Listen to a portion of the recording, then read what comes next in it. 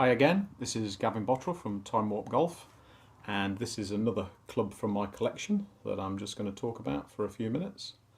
So this club has a little bit of a story that goes with it. In about 2004 I went to a large outdoor flea market near London, and I was walking around for a few hours and I was buying up some hickories, and on one stall they had a bunch of hickories that I glanced over, and there really wasn't anything special, so I walked on, and a few hours later I went back that way down the same row of sellers and thought, well, I'll have another look in the barrel of clubs that he's got.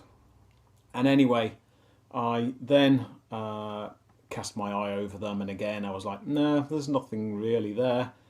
But then just what this club caught my eye, and what really, I can't actually say what made me stop and have another look at it, but why I discounted it for at least two viewings was from here right up to about here on the shaft there was old plastic electrical insulation tape wound round this part of the club. And if you're somebody who goes and buys hickories occasionally, you'll see clubs in all sorts of conditions with tape on them, and I just assumed that this indicated that the shaft had broken or was about to break, and it was just a run-of-the-mill hickory. And I should say that the head at that time was completely orangey rust. So again, it didn't say that it was anything special to me.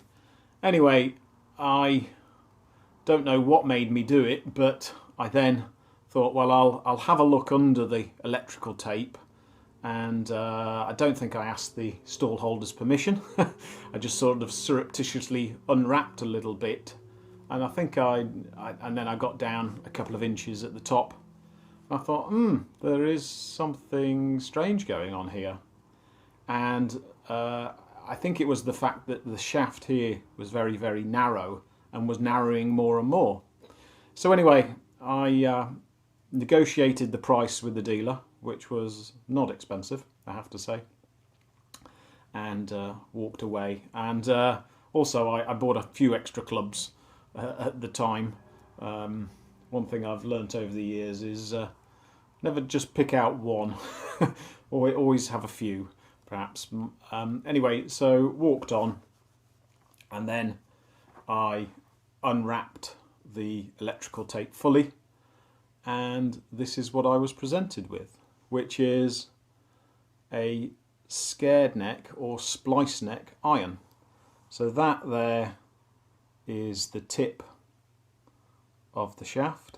I'll put some photos on with this video, so if that's not quite in focus, the videos will, the pictures will be, sorry. So you can see that nothing goes into anything. It's just one long scared neck between the metal head and the wooden shaft. The whipping was in very poor condition when I bought it, so this is actually replacement whipping. It literally, the original stuff just basically fell off, and hence probably why the owner had put some electrical tape around it. Anyway, I got it home, and I had not ever seen or been aware of a club like this, and I cleaned off the red rust very carefully with some wire wool, and what it says on it is the F. Murray patent, and then it has a number which is 9439, and it says Finnegan's of Manchester, who were a sporting retailer, and a Gibson star. So anyway, what is this club? Well, it's the only iron that was ever produced with a splice neck, and I don't think it was produced for very long, and I think it probably dates from about 1905, 1910. I can't remember, but the patent would reveal that accurately.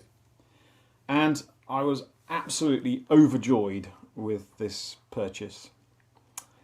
A few years further on, I started to buy and sell clubs a bit more regularly, and somebody came to my house and spotted this club and basically offered me money for it that I could not refuse at the time.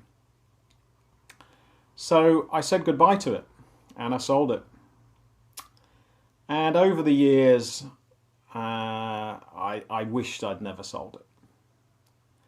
And then, strange quirk of fate, I was browsing an auction and there was a lot of golf clubs in it. I won't say which auction. And in a batch of clubs, this club appeared. And so I bought the batch of clubs for not that much money. And so I bought it back and it came back to the collection.